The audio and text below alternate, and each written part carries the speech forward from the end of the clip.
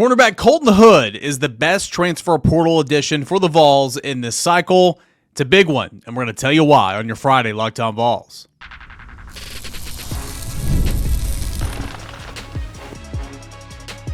You are Locked On Vols, your daily podcast on the Tennessee Volunteers. Part of the Locked On Podcast Network, your team every day. What's up, everybody? Welcome into it, your Friday morning Locked On Vols. It's brought to you in part by our friends over at Game Time. You can download Game Time app, create an account, put in the promo code Locked On College for $20 off your first purchase. Again, shout out to our friends over at Game Time. I'm your host, Eric Cain, right here on Locked On Vols, Monday through Friday.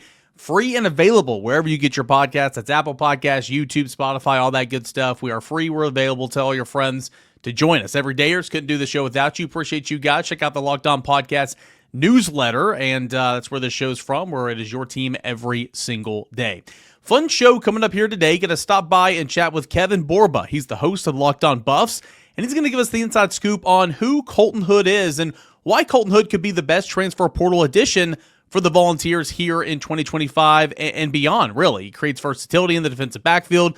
Good in-depth conversation in segments 1 and 2 with Kevin Borba over there on Locked On Buffs here, talking Colton Hood, Tennessee Transfer Portal Edition. And then in segment number 3, Tennessee announced some game designations in terms of Checker Neyland, Senior Day, homecoming, all that and more. We're going to dive into that and what all that means, plus some things to come for over the weekend. All that and more right here on your Friday Locked On Vols. Without further ado, why is Colton Hood such an important get for Tennessee? I'll tell you why right now. Here's my conversation with Kevin Borba. Colton Hood committed to Tennessee, and I think this is a really, really good get. You know, we've talked about it ad nauseum here on this show, Locked On Vols, but wanted to get Kevin's perspective. Watching him play for Colorado this past season, I know he technically started his career at Auburn, but had an impact role for Colorado. What's Tennessee getting in a cornerback in Colton Hood?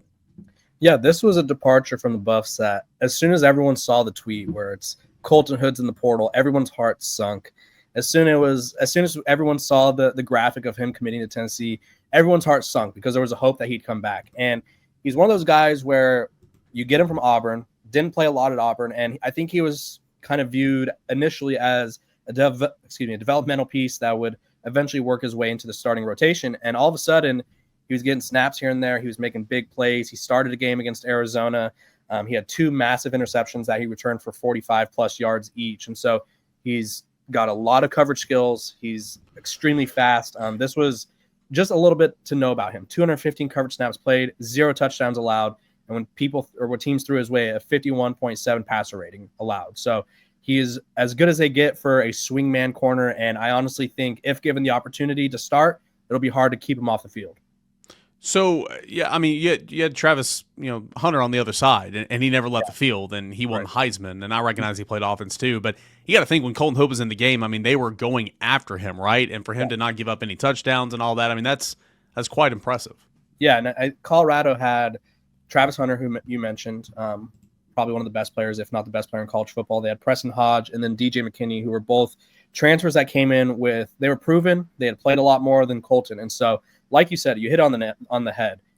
When Colton Hood comes onto the field, I think every team's quarterback kind of smirked a little bit, like hoping like, okay, here's the fourth corner. Like, I'm going to target him. And it just didn't work out for people, right? He's very lengthy. He's very fast. Like, if someone beats him, he catches up to them with ease. Like, if you just look at all of the games he played, his worst coverage game was against Kansas State, or against Utah, and he had a 70.3 grade, and Utah wasn't throwing the ball much, right? They had Isaac Wilson and a couple other not so great people throwing the ball. And so Colton Hood at 5'11", I think plays a lot bigger than his size indicates. I think he's probably, and I'm not out there in Knoxville watching these guys race, but I do think he's probably going to be one of your faster players.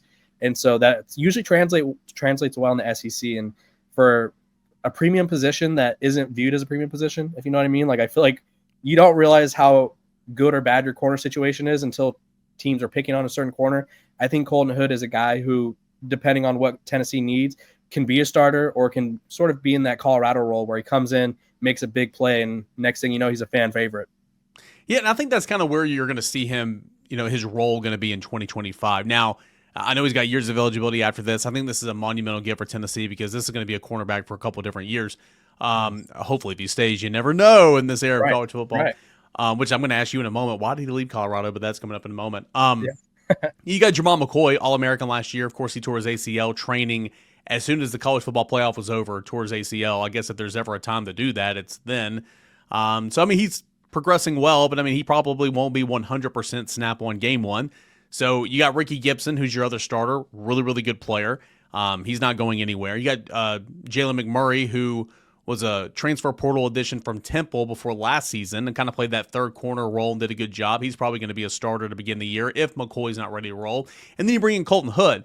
But what I think the impact here is it allows Jalen McMurray to go back up the nickelback position with Boo Carter, who Boo Carter, like Travis Hunter, is going to be playing a little bit of wide receiver, going to be returning punts and kicks. Yeah. Colorado won him bad. yeah, exactly. Yeah, exactly. And so I think that frees up Jalen McMurray to go play a little bit of nickelback, spell Boo Carter, and then allows Colton Hood to get on the field. I mean, this impact, is it an instant starter? Probably not for 2025, but like the trickle effect, I think, is huge for Tennessee, creating more depth and more versatility in the defensive backfield. And it feels like that was kind of the case for Colorado last year with Hood. Yeah, and I think – and Tennessee obviously has a lot of depth at corner, like you're hitting on, right? And I do think he's going to probably fill a role where it's like you're not the guy, but you will be the guy. But he is a guy who maximizes his snaps, right? I think that's what you can ask of anyone, right? He had back-to-back games where against Arizona, he had an interception that he took 46 yards. He had an interception the week prior against Kansas State in a game that Colorado lost by 3. Took it 59 yards, probably should have been a 63-ish yard touchdown, but he's so fast, he tripped himself up and fell like the 10-yard line. So he's extremely fast. We talked about it, I believe, off air. Probably can return kicks. He returned 6 for Colorado, make a little bit of a special teams impact. So even if you're not seeing Colton Hood play every single down, you're going to hear his name. You're going to hear it a lot. And you're probably going to find yourself going, wow, I like this Colton Hood kid because he's good and he's going to make the most out of every snap. And in a college football era where players sometimes, not all the time, but some players are like, I want to be the full-time starter or I'm out.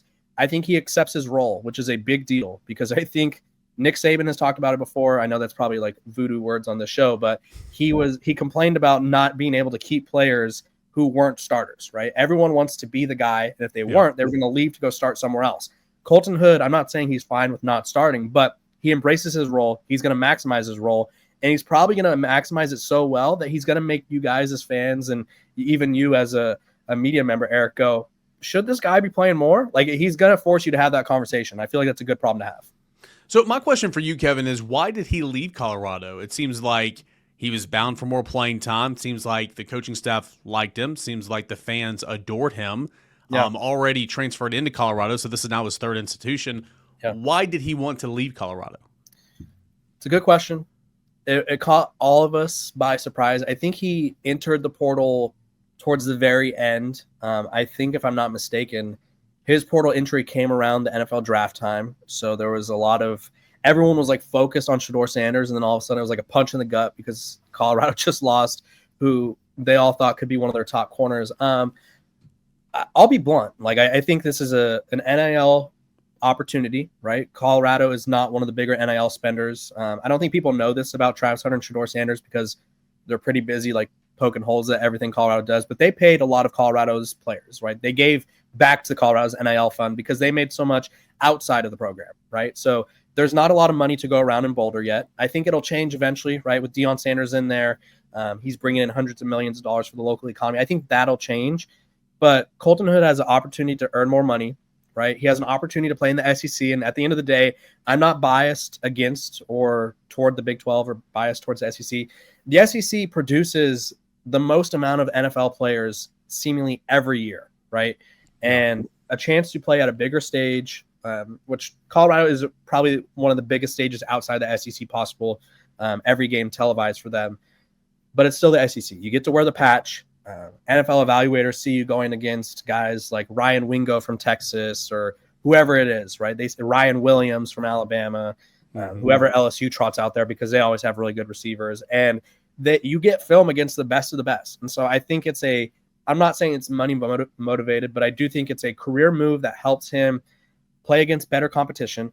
It helps him earn more. And if he eventually is the top defensive back at Tennessee, maybe that means more to him than it being the top defensive back at Colorado. And Colorado has a very loaded quarterback room as well. So maybe he just wasn't loving his outlook there, I guess you could say. But I do think it's probably more so career-based. And Coach Prime has never, I guess, been against people being able to take opportunities for themselves. And I'm pretty sure he probably sent Colton a nice message and said, thank you for what you've done and good luck, right? Because that's the kind of person Deion Sanders has been, is when people leave his program, he wants what's best for them. And I think what's best for Colton Hood right now is he has a bigger platform, if you will. He has a chance to contend for the playoff, and he has a chance to be a key contributor on a team that is a playoff team.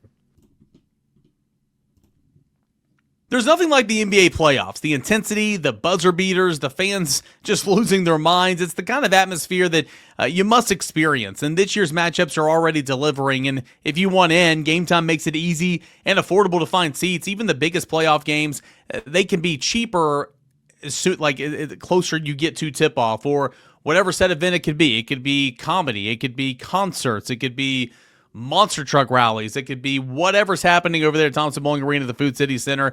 You can buy tickets to set events, sporting events, whatever event in your area, for the most part, on the Game Time app. And so many different features, killer last-minute deals, panoramic views of your seats, no surprise fees at checkout. So what you're paying for is what you're paying for. Again, they're not going to try to pull anything over your head on this one as well. Plus, it makes scoring NFL tickets just as easy when the NFL season comes around. You'll find great seats for as low as $100 thanks to these exclusive discounts. Game Time guarantee your tickets are 100% authentic. They're going to arrive on time, and you'll always get the best price with fees included, so that what you see is what you pay. Take the guesswork out of buying tickets today with Game Time. Download the Game Time app, create an account, put in the promo code LOCKEDONCollege for $20 off your first purchase. Terms apply. Again, create that account, put in the promo code LOCKEDONCollege, LOCKEDONCOLLEGE, for $20 off. Download Game Time today. Last minute tickets, lowest price guaranteed. Yeah, I mean, it's a really good answer. It's an interesting answer, too, because, I mean, he entered the transfer portal, and of all the potential suitors, I mean, I'm sure he, was compensated to come here, out of the portal. Tennessee needed depth at corner. And, I don't want to just say go get a guy, right? But, Colton Hood's way more than just a guy. And so if I'm Colton Hood, I'm sitting here saying, okay, Jamal McCoy's going to be back sooner or later. He's an All-American. Ricky Gibson is a season and a half starter already going to his junior year. Tennessee's got two starters. Got this Jalen Murray guy that played an awful lot last year. He's back. It's okay, I'm sitting here looking to be third or fourth corner, but then still seeing, I mean, they probably sold him on the versatility aspect, allowing the free up to go play nickel back, and he can kind of be the swing man. And then selling him on, you can be a 2-year starter once these guys leaves. I think that had to be the selling point, along with some NIL, to get him to Tennessee, because again, Tennessee needed some depth because they lost some depth at corner, and especially with the injury. But Colton Hood just seems like so much more than just a guy. Yeah, he is more than a guy. And I hope Tennessee fans know they got a guy who could probably start at 80 to 90% of college football programs. It's just one of those things where sometimes you just run into places at the wrong time. Where it's okay, this quarterback room is really full and I'm just not going to see the field here, right? It's just one of those things where maybe it wasn't his time at Colorado, and maybe it may not be his time in Tennessee right now, but it will be his time. And I also think, and this one shocked me, they told this would be me guessing what Tennessee's pitch to him was hey, we're very loaded at corner. That being said, we've seen what you can do, and we will give you a chance to earn a starting role. I think that's probably a pitch that any person who has respect for their game probably likes, because and he's a Georgia native, so obviously Boulder is not very close to Georgia, so maybe want to get a little closer to home. It's not bordering states by any means, but I do think that any player who is willing to sign up for a room like this, you've been highlighting it, I think that's someone who shows he's not afraid of any competition, right? And I think that's a good trait or mental approach to have. Gonna stretch this sucker out to 2 segments here. This is a good conversation. I do have 2 more questions for you. Number one, so he started his career at Auburn, didn't play many snaps in 2023, 44 on the defensive side of the football, transferred to Colorado. Take me back in the time machine.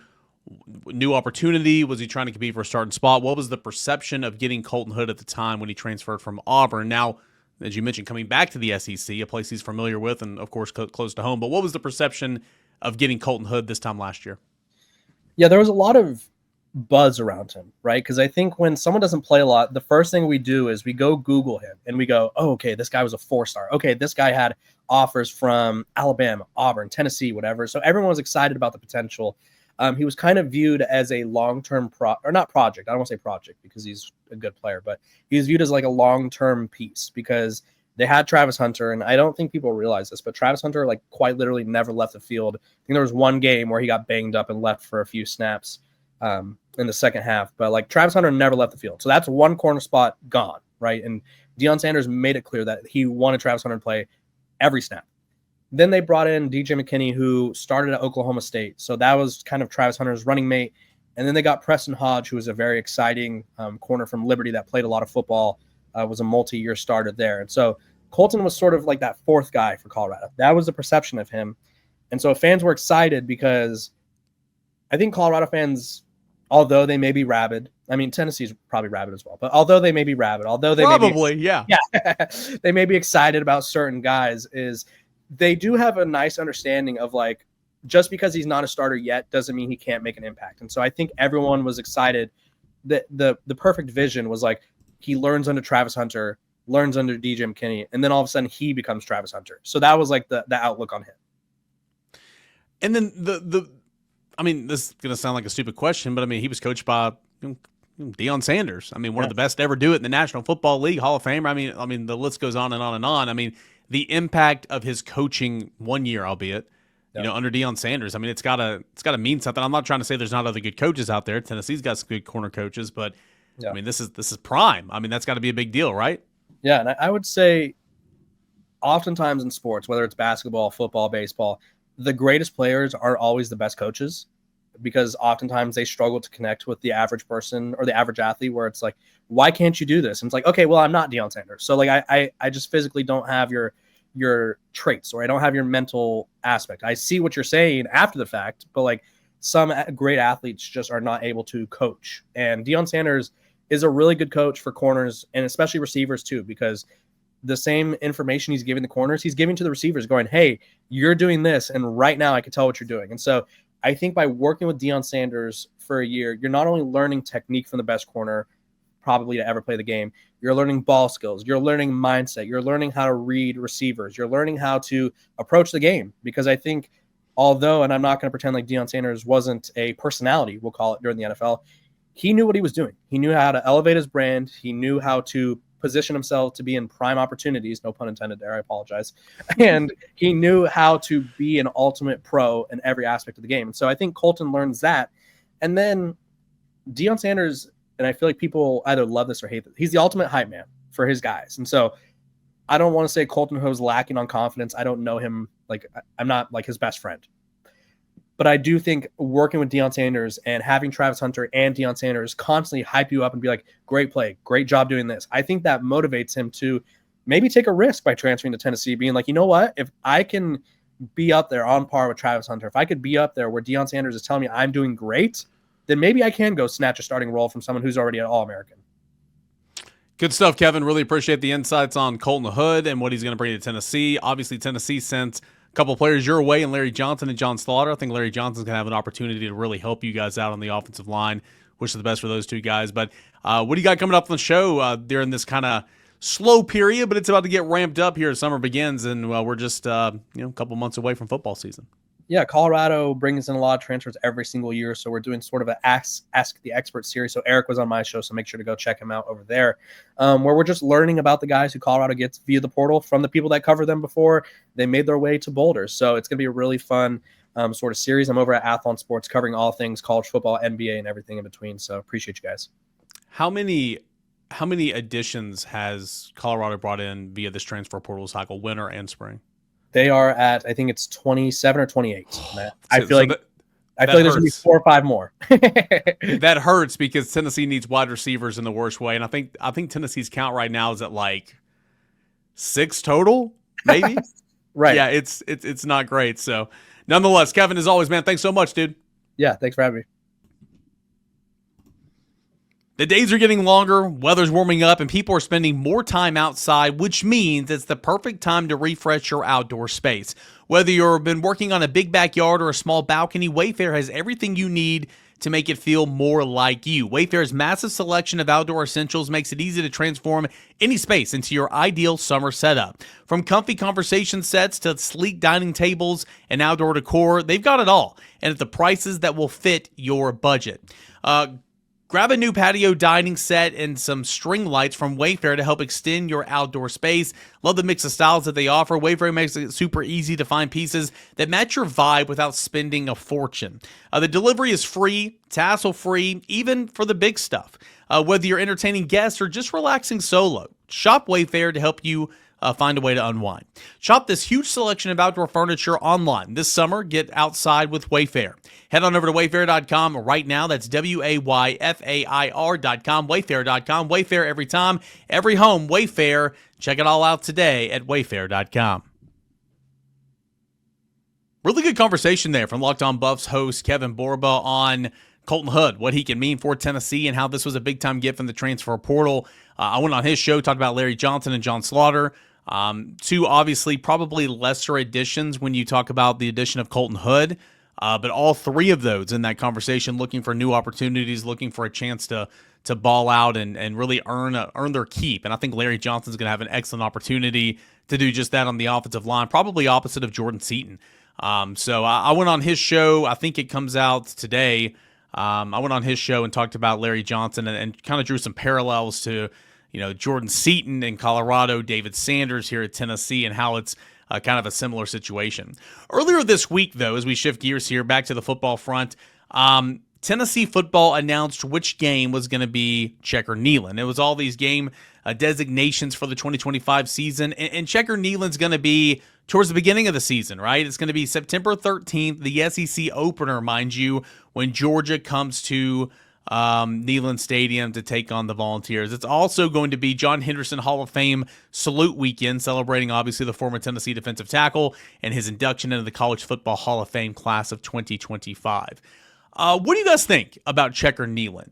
First and foremost, Checker Neyland, I've always been a fan. I think it's beautiful when Neyland Stadium is orange, white. I always thought it was really, really cool. There's some fans that don't like checkered Neyland, and I never quite understood that. It doesn't make sense to me. I think it's beautiful. I think it's a sea of orange and whites, and the aerial views of that and the TV views of that, I think looks really, really incredible. So I've always been a big fan of it. But when you look at the Tennessee football schedule, I mean, is this the one that makes the most sense for Checker Neyland? Well, let's take a look at it here.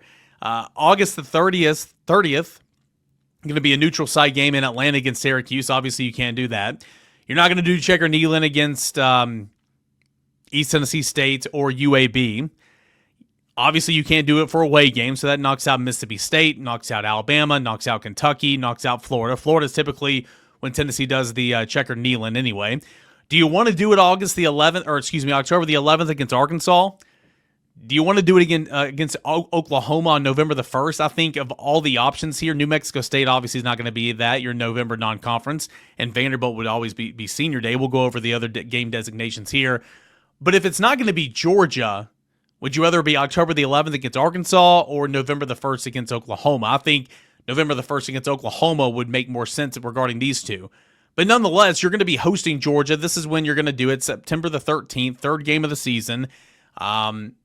Obviously, you got your work cut out for you. Georgia's the only team that Josh Heupel's not found success against since being the head coach here at Tennessee.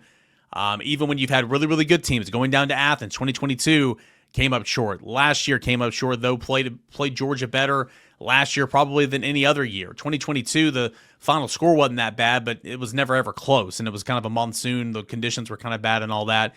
But my point is, Tennessee's not found success against the Georgia Bulldogs. Now, part of me just wants to say line up, orange tops, white bottoms, let's go to work, especially third game of the season, SEC opener, the first big game. I mean, Syracuse will be a big game because it's the first one. It's neutral site, but the first big SEC game and one that's going to mean so much to your outlook of the 2025 season. I mean, we've talked about it, right? I've said right now if I'm picking the wins-losses, I'll probably pick Georgia to win that game, meaning Tennessee needs to win one of Alabama or Florida on the road while also handling business against Syracuse, Arkansas, Oklahoma at home, all that and more, on the road at Kentucky and stuff like that. The big three, in my opinion, you can get to the CFP by winning just one of the big three, but nonetheless, you shoot for more than that. Part of me just says line up, play ball, orange top, traditional, white pants, and go to work. But any extra motivation you can get that early in the season, Georgia's still going to be trying to figure it out. I'm going to do a deep dive into the Bulldogs and every one of Tennessee's opponents as the summer goes along and kind of recap who their transfer portal additions were, who they lost, what that starting 11 is going to look like, and all that and more. I don't think Georgia is Georgia back-to-back national champions, but obviously I think Georgia is a good football team, don't get me wrong. But, that's a massive game. So I guess I have no issue with checkering Neyland for that game. It's just the first big game of the year at home. You kind of just want to be traditional, in my opinion. But nonetheless, Tennessee, wore the smoky grays, the opener last year. You have all these game designations throughout the season that you got to fit in.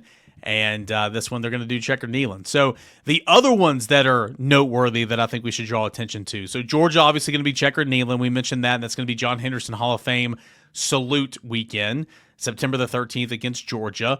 On October the 11th, that is going to be the Weekend of Champions when they're going to welcome back, previous SEC championship teams, of recent memory, and sometimes going way back in the Wayback Machine. They're going to honor, SEC and national champions for, Tennessee basketball and football and baseball and Lady Vols and all that and more. So that'll be exciting on October the 11th.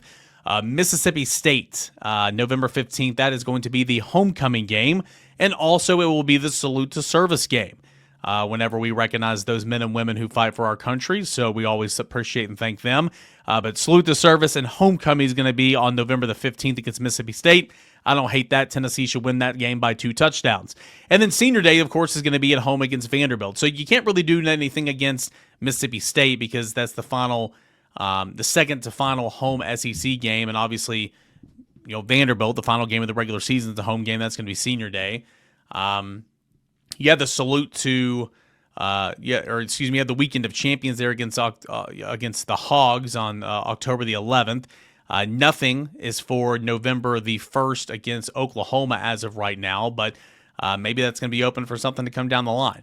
What say you? Do you like Tennessee's game designations for the 2025 season? Do you agree with checkering Neyland Stadium for the Georgia game that early in the year when you're still just trying to figure it out? Obviously, Tennessee's going to have a starting quarterback that's going to be brand new, at least to this team, whether it be Jake Merklinger, first-year starter, George McIntyre, true freshman, or Joey Aguilar, who I think is going to win the job.